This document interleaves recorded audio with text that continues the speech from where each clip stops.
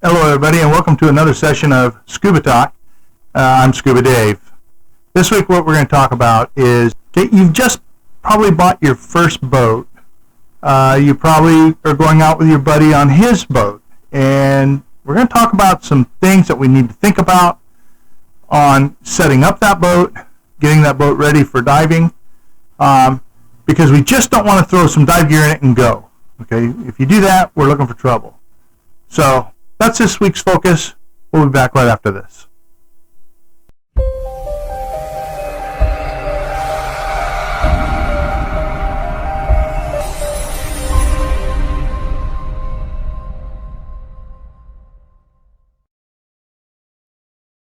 Okay, so we're talking about either you just bought a first boat or your buddy just got a boat and now you want to go dive on it. Okay, as experienced divers, you know, we're all excited. Hey, we got a new boat. We can go hit dive locations where we want to go. We're not dependent on, you know, paying somebody to take us to a dive location. You know, we can find our own dive spots that we like to dive, okay? And we can go dive them as often as we want, right? Because now either we just bought our first boat or our buddy's got a first boat and he's taking it, you know, going to take us out. Okay. So let's think about the do's and don'ts, okay, of that dive boat, okay, that you just got. First of all, when we look at it, assuming, right, the engine and any pumps that you need in the boat is 100%, okay? Let's just start off with that. All we're going to do or talk about is diving from that boat, okay? So first of all, the very first thing is that you should look at when you look at that boat is, how are we going to get back in that boat? Okay, getting in the water, that part's easy, right? We just jump in or, you know, slide in, whatever, put our gear into the water, we jump in, put our gear on, we go dive. But how do we get out of that? How do we get back onto the boat? Okay, if you have a large person like myself, it's going to be a little bit more difficult. Okay, so when you think of a swim step or a step ladder that you're going to put on the boat, if it's your boat, right, you can make it how you want. But when you're inviting people to go dive on that boat, we should also think about how are they going to get back on the boat.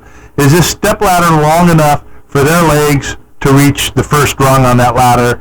Are they going to have grab holes to grab onto that to lift up? Okay, so those are some of the things that you need to think about right off the bat. Okay, so we've solved that problem. Okay, second of all, the other things we want to look about is when you're getting ready to go dive. Okay, now a lot of us, we've been diving for a lot of years. We have a lot of dives under our belt, right? We know what we're doing, but I'm telling you, when you get ready to go out on a buddy's dive boat, you better treat it as the same as going on a charter boat, except there's only one difference, and that is on a charter boat, if you forget your weights, chances are the boat's got weights to help you out, okay? If you left your tank at home, charter boat normally provides a tank, okay? If not, I'm sure you could rent one, okay? But little things, sometimes if you forgot your mask, sometimes the charter boat will have a mask, or somebody on the boat may loan you a mask, okay? So the difference between a charter boat and your own boat is there's a little bit of forgiveness if you forget gear, okay? So I strongly recommend, even though we're seasoned, I do it, make a list. Write down all your scuba gear, mask, fins, snorkel, gloves, booties, wetsuit, lacquer suit, defog, hood, write all that down, weights, weight pouches, BCD, okay? Then as you pack your gear bag, you know you're going to get everything. Same when you go out. Now, when we go out on a charter boat, normally they provide snacks and a lunch, okay? When you go out on your own boat or your buddy's boat, there's no snacks and there's no lunch. So make a list, and you definitely want to include a lot of water, okay? Water, Gatorade, something like that, okay? And the reason I say that is if something should go wrong, engine conks out on your buddy's boat and he had to radio for, a tow or for somebody to come help you, you don't know how long you're going to be either moored at the mooring ball, or you don't know how long you're going to be floating around, right? Or if you can set an anchor, right? You don't know. So you definitely want to take a lot of water or Gatorade, something cool to keep you cool, okay? The other thing you need to think about is making sure all your equipment works. You go out on the dive boat, chances are you got some experienced people there that can help you get gear, or they'll loan you gear. Oh, I got a backup computer here, you can use this, or I have this, I have that. People will help you. You go out on your buddy's boat or your boat, you don't have that luxury. So you definitely want to go through, make sure all your gear is working and working properly. Okay? So we've talked about so far making a gear list, making a food list. Okay? Now the other thing you want to do is, how big's the boat? Okay? Is it a 13-foot boat? Is it a 17-foot boat? Is it a 20-something boat, 30-something foot boat? Okay? But now I'm talking to people that have between, say, a 13 and a 20-foot boat. Okay? Now you're going to run into weight restrictions. Okay?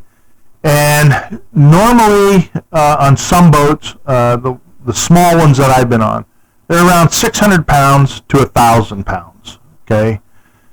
So right off the bat, you got to think of, okay, if I'm the boat owner and say I own a 13-foot, and so my weight restriction's about 600 pounds, okay? So I'm about 280. So that doesn't leave a lot left. Now, how much does my buddy weigh, right? Okay, hopefully not more than 200 pounds, right? So now we got to look at the weight of everything. Well, first of all, how much are your dive weights? How much weight are you carrying? Okay? Then your scuba cylinders, how much do they weigh? Normally they're around 30 to 35 pounds, something like that. How many dives are you going to do? How many tanks do you want to take with you? All that weight adds up. The BC, are you going to take the bags, your dive bags with you? Right? How much food are you taking with you? There's weight in all of that. Okay? So you really want to look at the weight restrictions. It doesn't matter how far offshore you're going to go, right? If a boat sinks, right? And you don't want to lose all your gear. So you really want to pay attention to the weight restrictions. Okay, so you might want to talk to your buddy about it, especially if he's taking you out on the boat. Okay. Then the other things we want to talk about is we definitely don't want to overload. Okay. So you get to you figure all that out. Here comes the morning, right? You guys meet up. You load the boat. Now I always like to load the boat the night before. Okay, I don't want to have to get up extra early to get my stuff and go load the boat. So normally I would ask my buddy, hey, do you mind if I bring my gear over today? I know we're not diving until tomorrow, but I'd like to get it in the boat. That way I can just wake up, drive to your house, and here I am. And so I haven't had a problem with that. My buddies have been pretty cool. So it's something for you to think about. This is just stuff that I'm proposing for you to think about. I'm not saying it's a rule of thumb. Okay? So you get there, you get to the boat, you guys work it out, you launch the boat, you're cruising through the harbor, and you decide to go dive your favorite reef. Okay? And so you're either going to have to anchor, or maybe it's a common dive site and there's a mooring ball, because they mounted a mooring ball so you wouldn't have to keep dropping anchor to destroy a reef dive, right? Okay. So let's just say you've moored to a mooring ball, okay? Or anchored, it doesn't matter. Now, before you get into the water, you need to look around and look at the water. Pay attention to the water. What is the water doing? Okay? It may look calm. The boat ride out was really calm, right? No rickety-rockety on the boat. That boat just glided right to our dive spot. Boy, we're in for a good day, right? Hope the visibility is there. We're good. But then you start putting gear in the water, because the best way on a small boat that I have found to get in is to set my gear in the water, right? Normally hook it to a line, okay, inflate it, hook it to a line, and then after I get suited up, then I slide into the water, okay, and then put my gear on, my BCD. I already have my fins on and my gloves and stuff. And then I put my BCD on in the water, okay? Then I can either go down the anchor line or we can go down the mooring line, okay? But if you just jump in without doing several things first, you're asking for trouble, okay? Especially on your own boat, okay? One, do you have somebody that's going to be manning the boat? I know several times we've gone out and no, we've gone down and dove and the boat has just been sitting there. Now, we tried to just dive seriously around the anchor, keep an eye on the anchor. The anchor started to slide or drag, we would grab hold of the anchor and go up. But, right, that's a iffy, right? Or if you're tied to a mooring bowl, okay? The boat's hopefully not going to go nowhere if it's on a mooring bowl. So you can come back up. But, okay, there's nobody on the boat, okay? But when you come up, you're caught in a current, a surface current, and it's going pretty good. Now what are you going to do? There's nobody on the boat to get that boat to come get you. Now you got to ride it out. Hopefully, you've brought your safety tube. You've brought a sounding device with you. Okay. Nowadays they make it's an orange thing. I know it's sold on Amazon, but it's a device that divers can carry with them.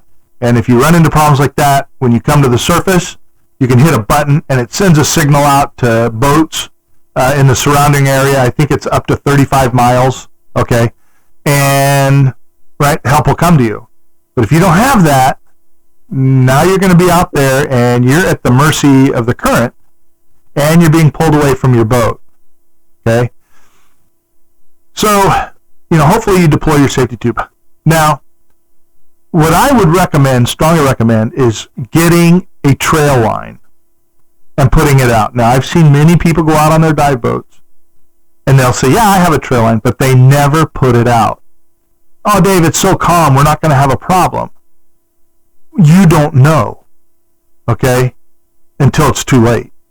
So I recommend getting you at least, 100 feet, 120 feet, something like that, and buy those pool buoys and put them throughout the line so the line stays afloat. You don't want the line sinking on you.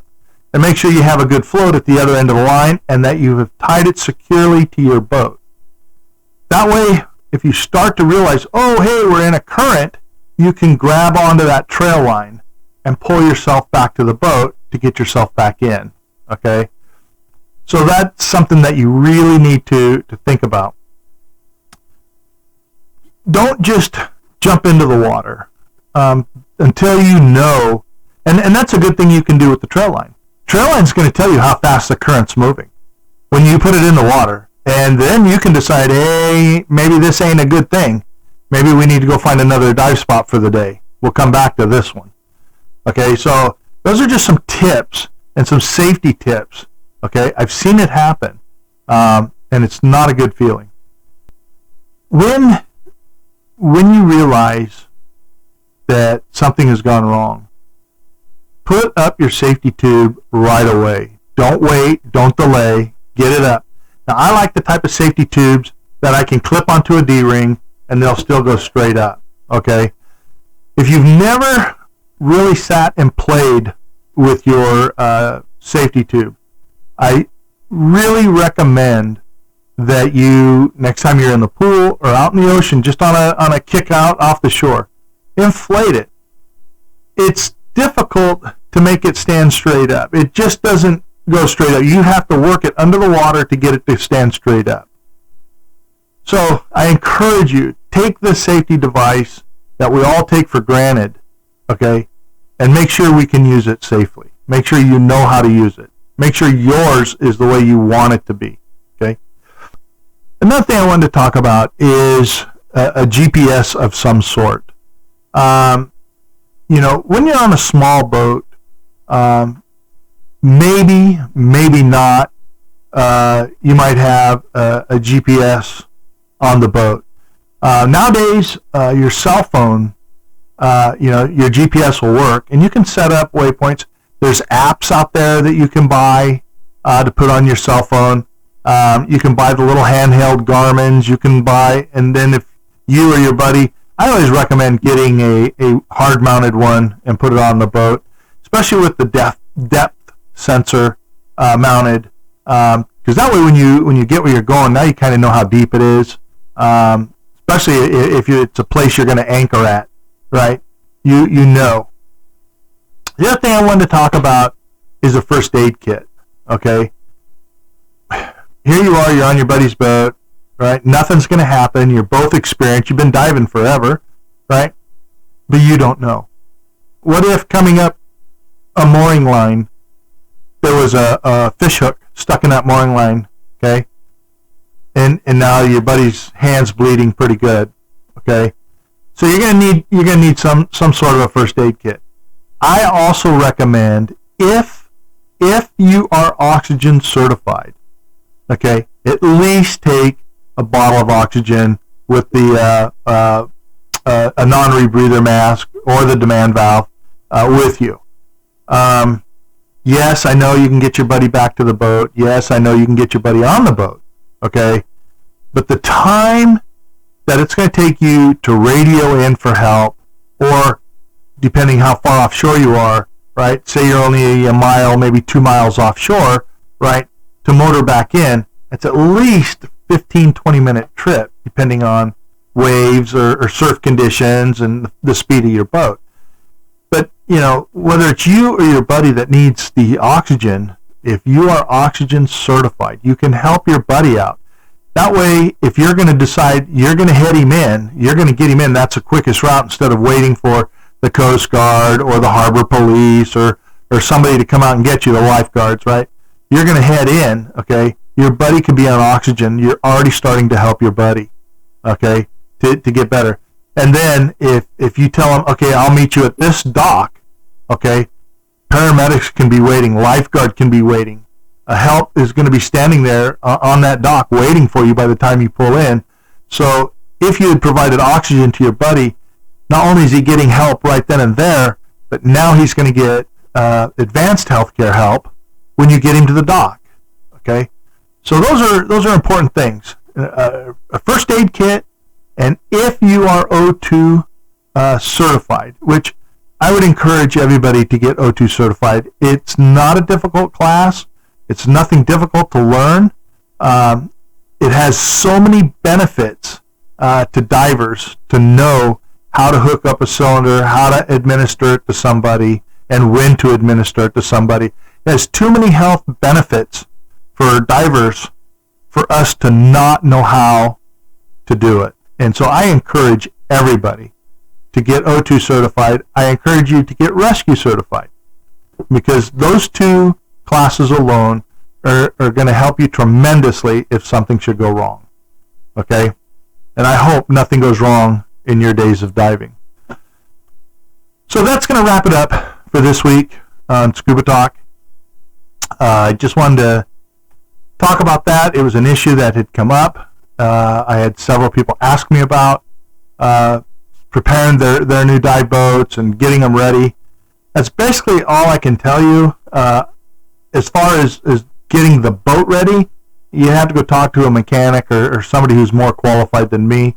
As far as telling you how to get the boat set up, that's just my perspective, okay, and things that I do.